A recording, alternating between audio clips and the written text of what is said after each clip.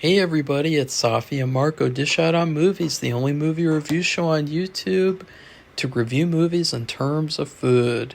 And it's just Marco here today to do a video that actually I've kind of, I don't know, I just kind of put off doing this because I don't know, when you do so many reviews of a TV show, like when you review every episode and when you do a season review, you just kind of get sick of talking about the show. But I thought that this video would actually be good to do because it's kind of like a little bit of a retrospective, since it's been quite a while now since Dexter Resurrection has ended, at least the first season.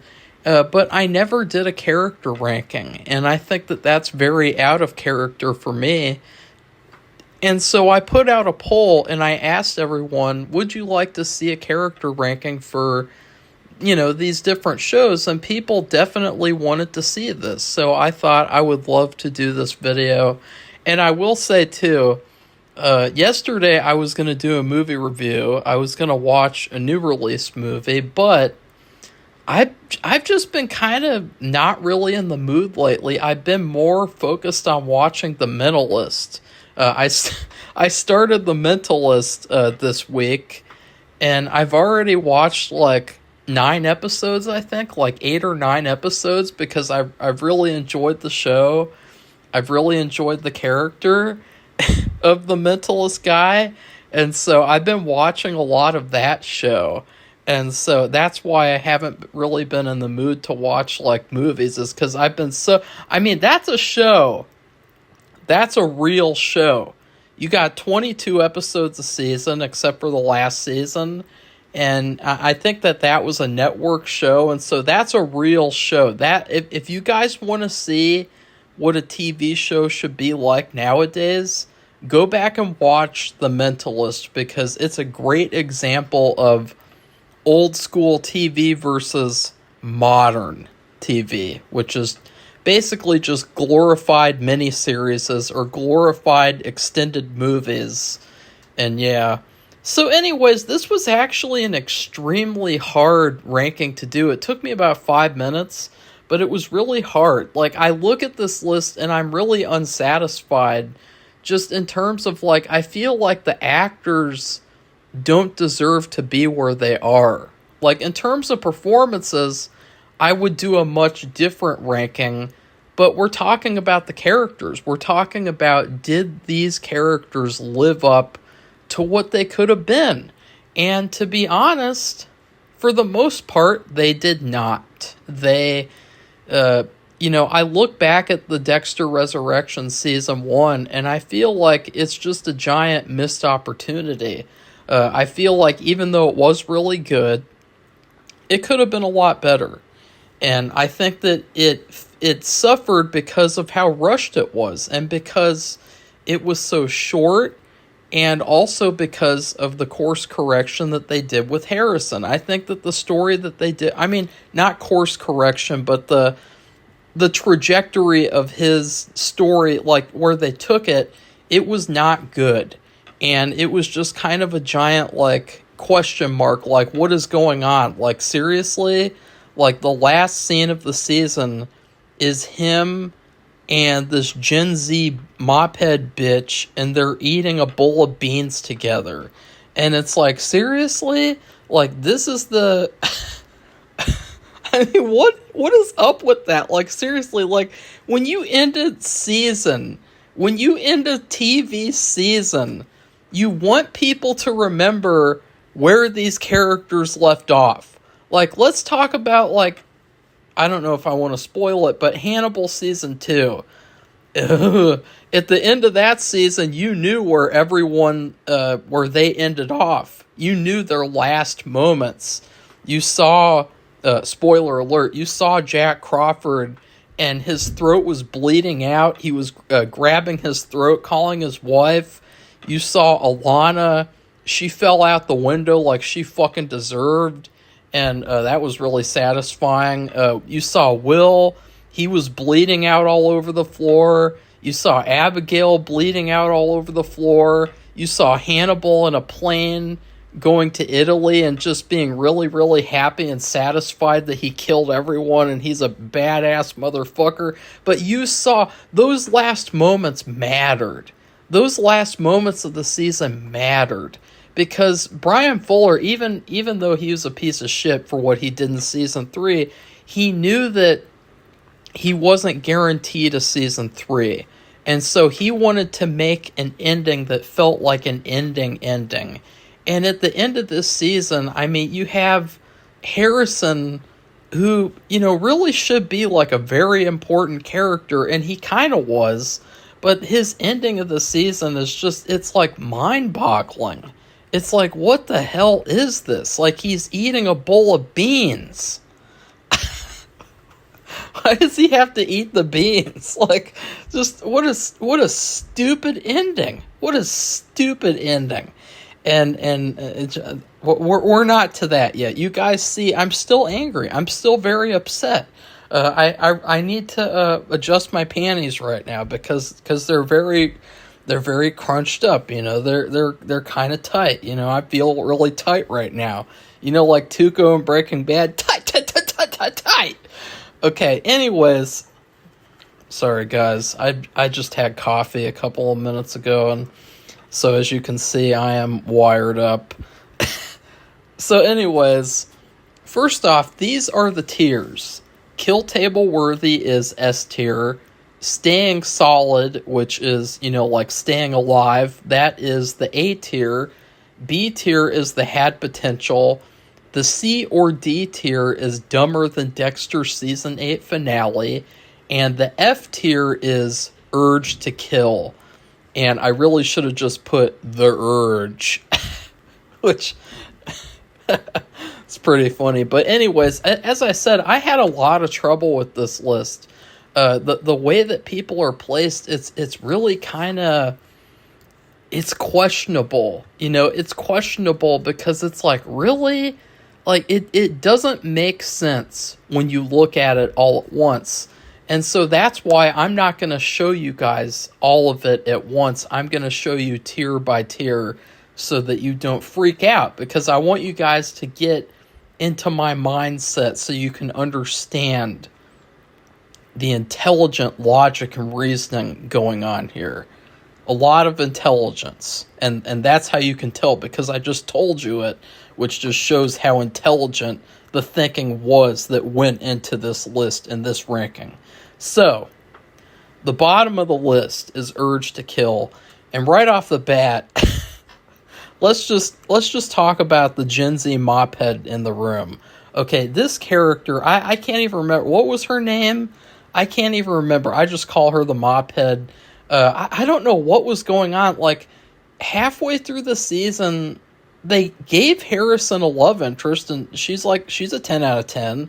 And they're like, no, well, actually, we're going to go a really weird direction with her. And then we're going to introduce this new love interest who's like a Gen Z, annoying, ugly stereotype. And she's ugly because she has this ugly wig on. And she looks like a cartoon.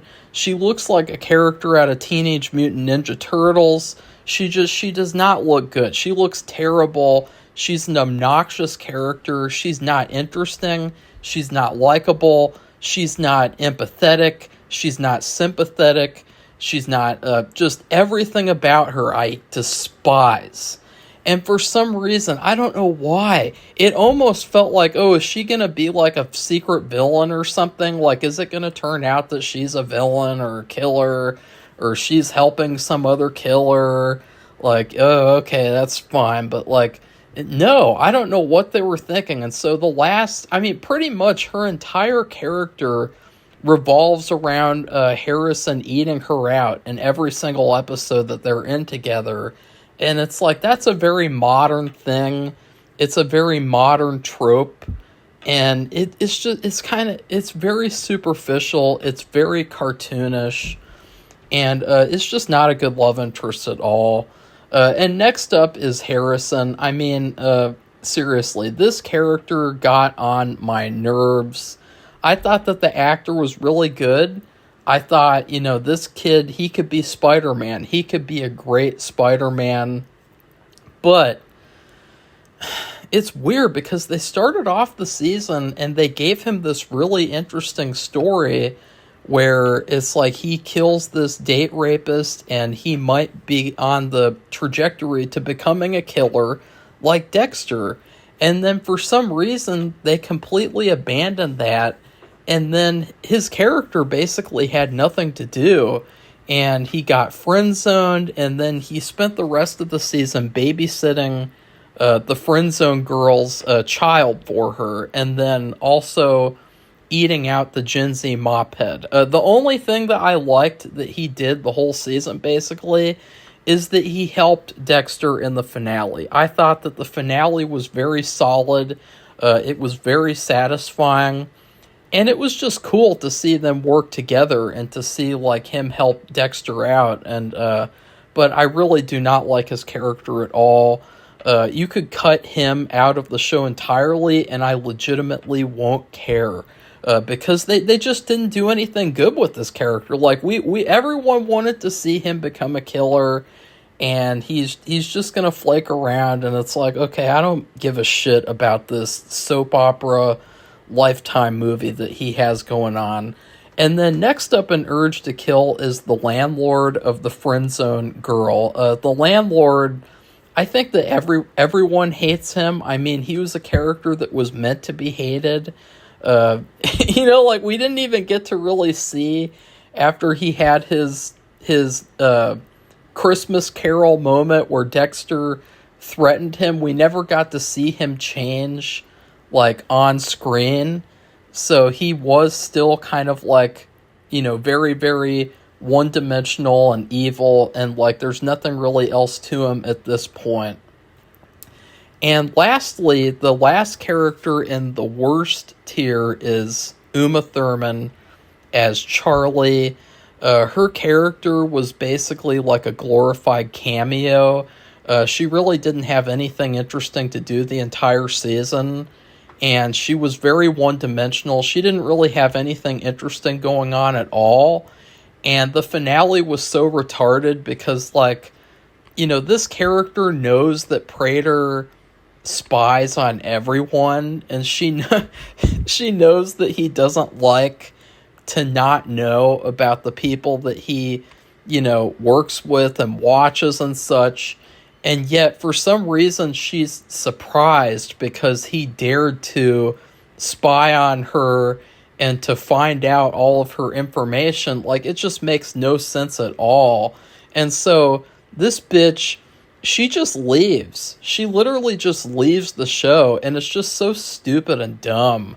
You could have just cut her character entirely, and I really wouldn't have cared. It didn't really seem like there was any reason for her character to be on the show, except for the fact that she's Uma Thurman and that it would draw people to watch the show.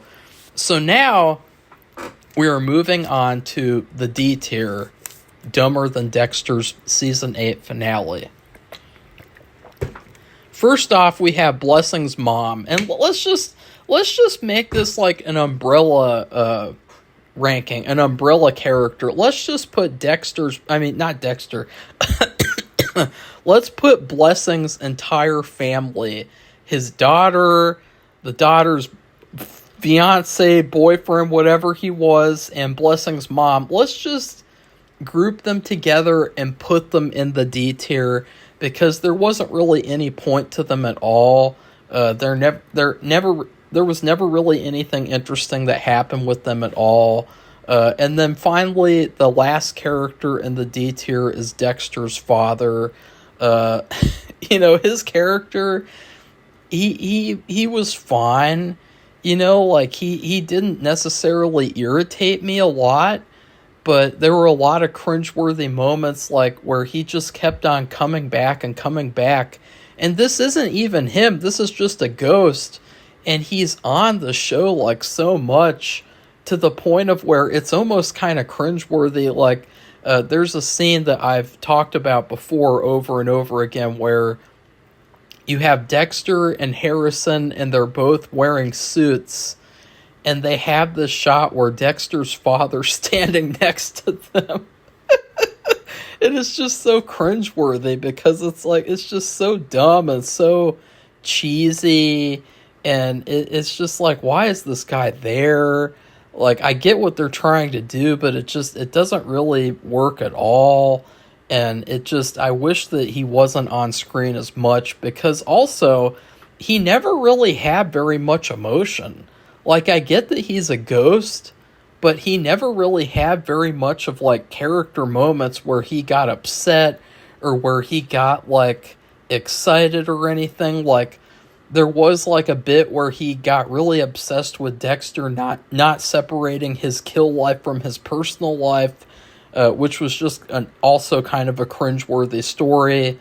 That's a very modern thing. That's a very modern type of storyline. And I'm even seeing that now in The Mentalist. They have both the romances on that show. They can't happen because the characters are working together. And it's like, who cares?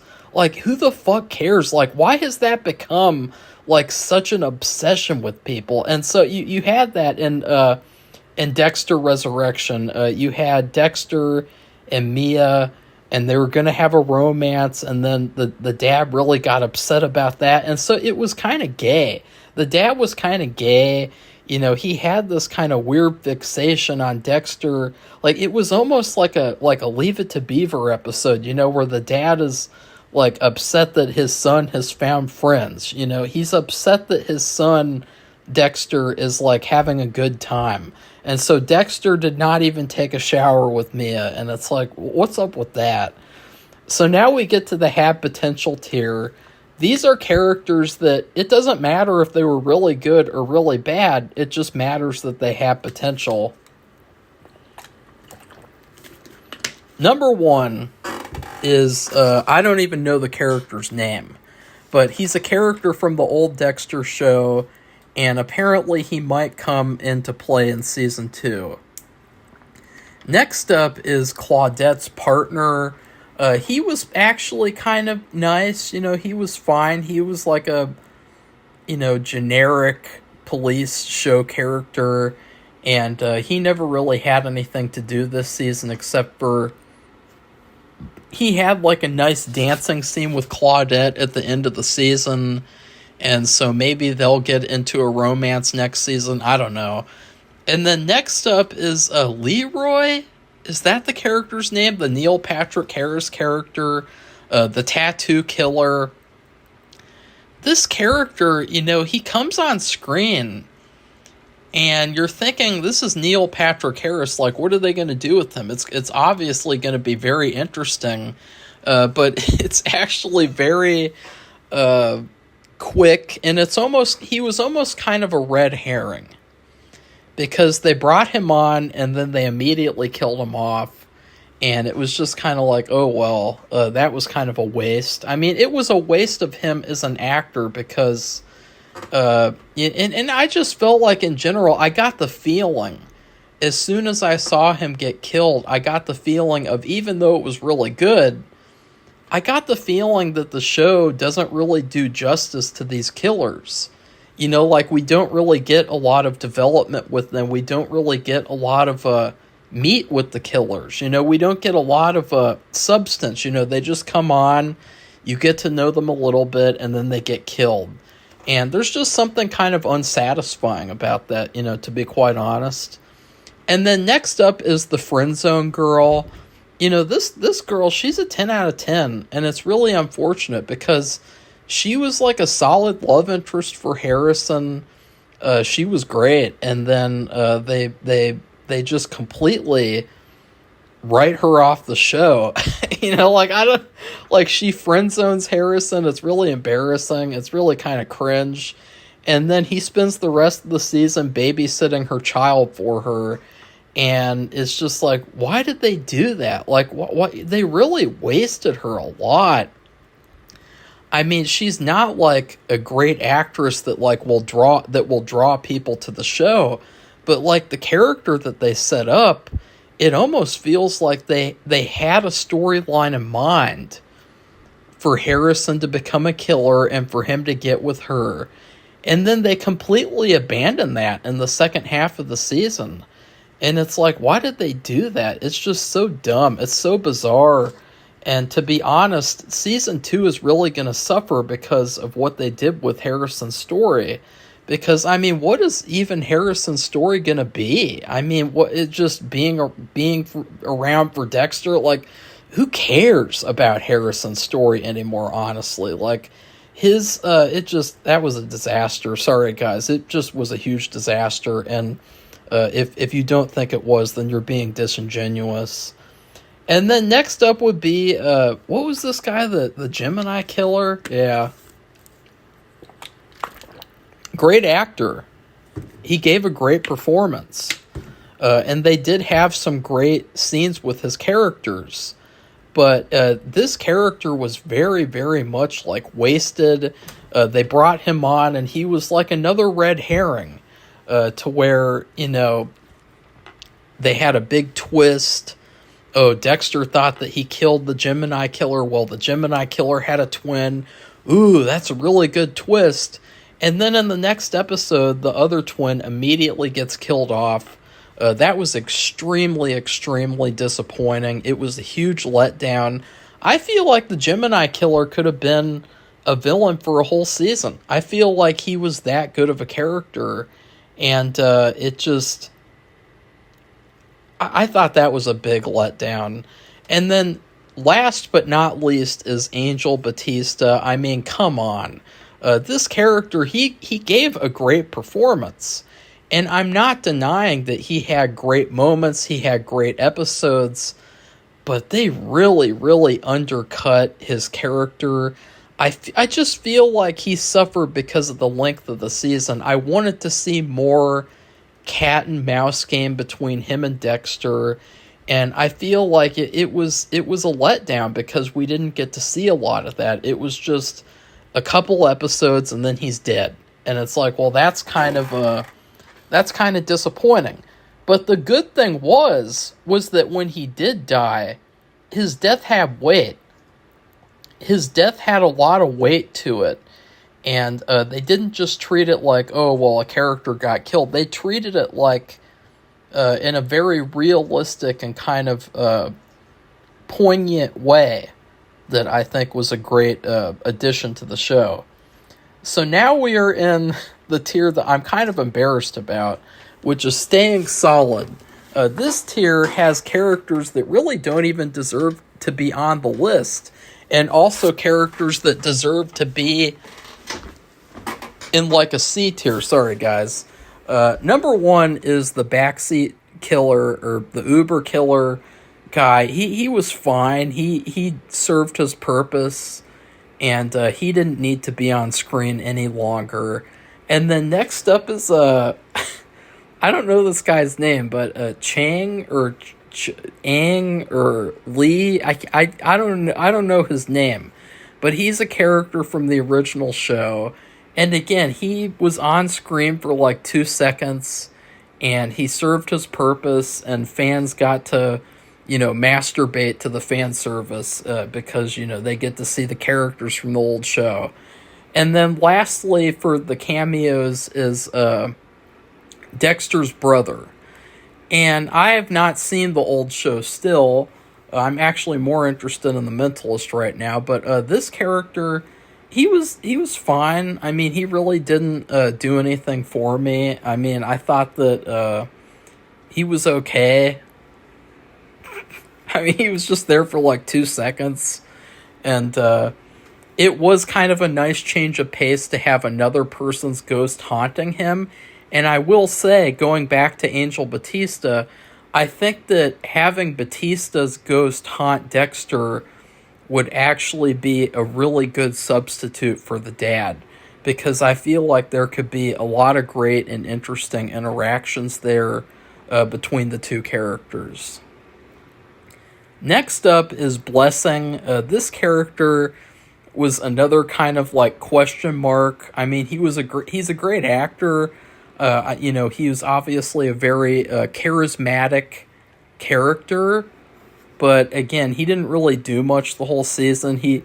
At one point he kind of had a temper tantrum. He acted like he was having like a midlife crisis because his mom died. He was like, "Oh, Dexter, how could you do that to me? How could you betray me, Dexter?" It was kind of weird, and that kind of came and went. And his character just kind of flaked at the end. They didn't really give him anything interesting at the end. So maybe he'll have something interesting next season. And next up is the Ponytail Killer. This character, he was really interesting because he was the odd one out in the group. He's the only one in the serial killer group who did not get killed. And his character, he was interesting, he was entertaining, and he served his purpose, and he left. And so Dexter will be hunting him down in the second season, hopefully. And I just felt like his character was interesting because everyone kind of underestimated him.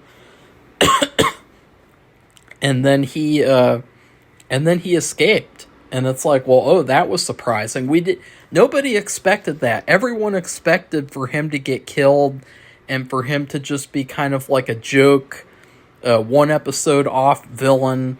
Like nobody expected him to escape. So yeah. And then lastly, this character, for some reason, the person who made this ranking, they did not put Claudette on this list at all. And I don't know why. It's like her character is central to the show. Not just because she's hot, but because she had a character too. So, this character, she is basically Dexter's rival. And to be honest, like, I really, really liked her by the end of the season. I thought she was weird and quirky and interesting. I like the dynamic that she has with Dexter. I think that she has a lot of interesting places to go. The only thing that I didn't like was I thought that in moments she was a little bit too cardboard and a little bit too robotic. I kind of felt like I wanted to see more of her humanity, and we did get to see that by the end of the season. We saw that she was haunted by a case that she did not ever solve, and we also saw her dancing with her partner and kind of a little hint of humanity there, and so that was good. But she still has places to go, and hopefully one of those places will be a scene in the second season that everyone will, have to watch. I don't know where I was going there. I literally just I started like talking and I was like, I don't know where I'm going there. Like I'm thinking, like, I don't know, like we could have a scene in season 2, with Claudette, and and it could be a good it could be a good scene. Maybe you guys will understand what I'm saying, and I won't need to say what I want to say out loud. Like that's one of those kind of moments where it's like, okay, like you can kind of infer what I was gonna say, but I don't have to actually say it because this isn't grade school anymore, bitch. And so, last but not least, is the final tier, which is kill table worthy. Number 1. I'm going to take a drink because my throat is bothering me. For some reason, like, whenever I don't want to do videos or reviews, like, I feel fine, but then whenever I do a video, I get, like, bad allergies and shit. And I'm like, what the hell is wrong? Like, I've just been wanting to do, like, a video for, like, a couple of hours. Number 1 is Prater. This is a character that actually deserves to be in have potential, but I am putting him at the top because of his performance, and also because he really only needed like one more episode. Like, he didn't need like 5 to 10 more episodes. He really just needed one. And this character was really interesting because the whole season, while Dexter was killing off other killers, he was also inadvertently creating a killer, like a Frankenstein monster, and that killer is this rich guy Prater, a very, very voyeuristic person, and someone who just, you know that eventually he's gonna have to take the next step. He's gonna go from fantasizing into the actual doing, and at the end of the season, he goes completely insane, and he makes a lot of stupid decisions. He makes a lot of decisions that led to his downfall. And it's just unfortunate that we didn't get to see a couple of more episodes or one more episode where he's actually a killer and he's going around killing people, because it felt kind of rushed. But I did love his kill scene where Dexter doesn't even take a blood sample from him because he's like, you don't deserve to have a blood sample taken. I thought that was actually a great moment. I also thought it was a great moment when Prater killed Batista, because it was just a very uncomfortable scene to watch. And it's those kinds of dark scenes that I really, really like. I think that Dexter needs more of those kinds of dark scenes. We need less scenes of like Dexter going to the wake of Blessing's mom and grabbing a cat clay sculpture and pretending that he's saying something like nice and genuine. And we need more scenes like the one where Prater kills Batista, because I think that it fits better. I think that what works about Dexter is the balance between really, really dark storytelling and comedy. And I think that's a line that a lot of shows they have trouble with, and they have trouble with the balance. You watch a lot of comedy movies, especially modern day comedies, and for some reason they have like an overdose of drama. But Dexter actually has a really good balance in some episodes. But then in other episodes, it feels like the big issue is that there's too much of the mundane, Lifetime soap opera stuff, and there's not enough darkness. And I think that Leon's character really, he was very entertaining, and he also added a lot of good, meaty darkness that the show needed. Next up is Mia. Got Kristen Ritter. Dexter almost gets to take a shower with her. And her character, she was a really interesting character, because at first it was like, oh, is she a killer like Dexter, where she has a code and where she only kills sexual predators or people who deserve to be killed? Well, then how will Dexter get to kill her? And then there's a really, really good twist where it turns out that no, she is just as bad as all of the other killers.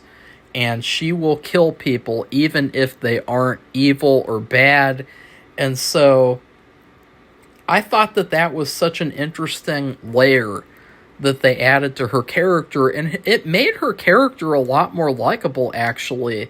I thought that it was really interesting seeing Kristen Ritter play a villain. And I thought that she was actually just as likable, if not even more, playing a villain than she was playing Jane in Breaking Bad. I mean, I gotta be honest, guys. I never really liked Jane very much in Breaking Bad. Like, when Jane died, it was kind of sad, but, like, she probably would have suffered the same fate anyway, like, in a year or, like, a month or so. Like, like, her character really wasn't ever gonna get any better and wasn't ever gonna, get out of where she was at. So I really never cared about her at all. I liked Andrea a lot more. But in this Dexter show, I actually really liked her character. I thought she was really interesting. I thought that her and Dexter had a good dynamic. They didn't really have a good romantic dynamic. but they had a good dynamic. And it was really sad when she got killed. I thought that it kind of seemed like they Epsteined her, and there was kind of a hint at the end of the season that apparently she might still be alive, because her file says active still. And so they might have faked her death, and she might come back for revenge in season 2. I think that would be really, really good.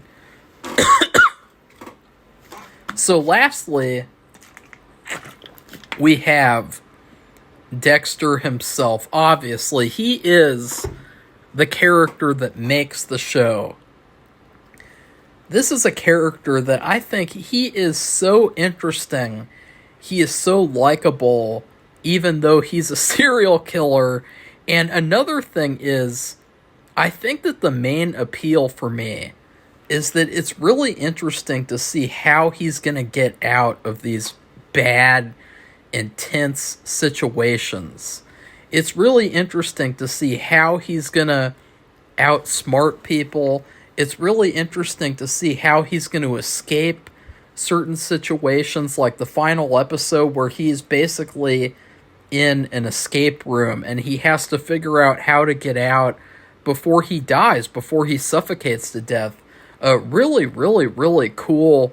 And I think that in general, that's something that is universal for TV shows, for main characters, is the audience wants to see how this character is going to get out of a situation that is seemingly really hard to get out of.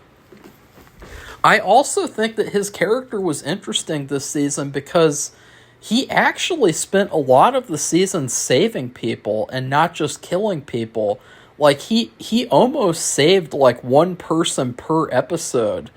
So he almost had kind of a vigilante dynamic to him, to where he wasn't just killing killers, he was also saving people from killers, and that made him a lot more interesting and likable as well. I also really liked the story about him trying to help his son not be arrested by the police. Like, he helped his son evade police capture and helped him, I guess, cover up his crime. I thought that whole story was really good. I really loved his character. I thought that the actor did a great job. I thought that he actually brought a lot of good emotion, especially, I loved the dynamic that he had with Batista. As I've said before, I love reluctant villains. And it seems almost like Dexter is a reluctant villain. And the dynamic that he had with Batista, where, he really cared about Batista, but he also knew that Batista wasn't going to ever let this thing go. And so that kind of hard, like, rock in a hard place thing that Dexter had, it was a really tough situation to be in, and it made for a lot of good performance moments. And seeing how upset he was in the final episode, you really wanted Dexter to win, even though obviously he's a serial killer too. You want his character to succeed. And I think that that's something that a lot of modern TV shows are missing.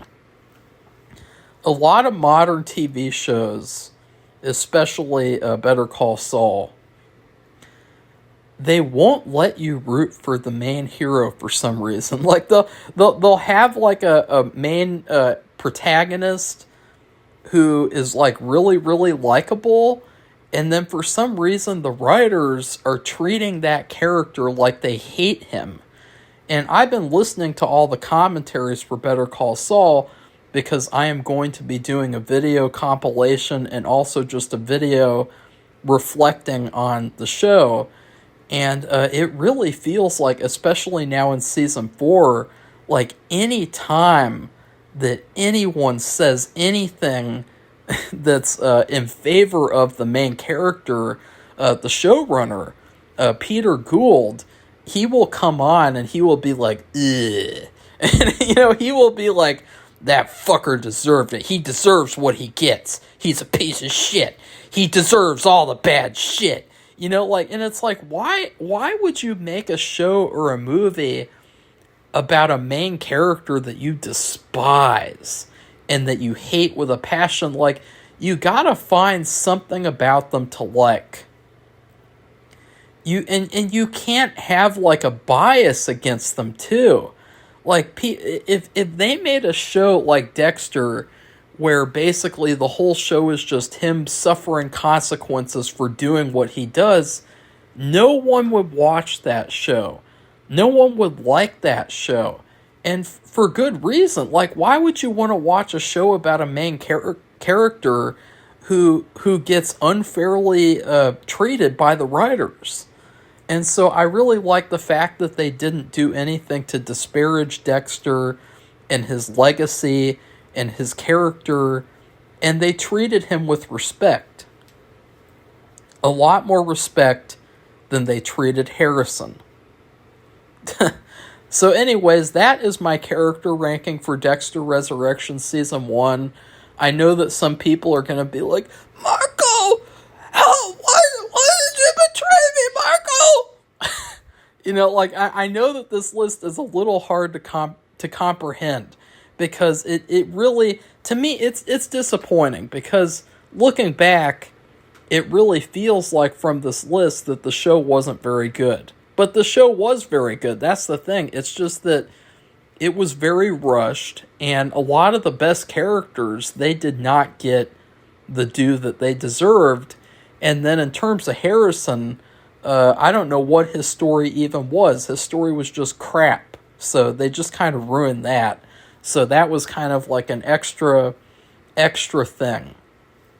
So overall, please like this video and comment, and then please subscribe to our channel if you'd like to see more videos like this. And then please check out our Patreon. The link is in the description. Goodbye, everybody. See you soon.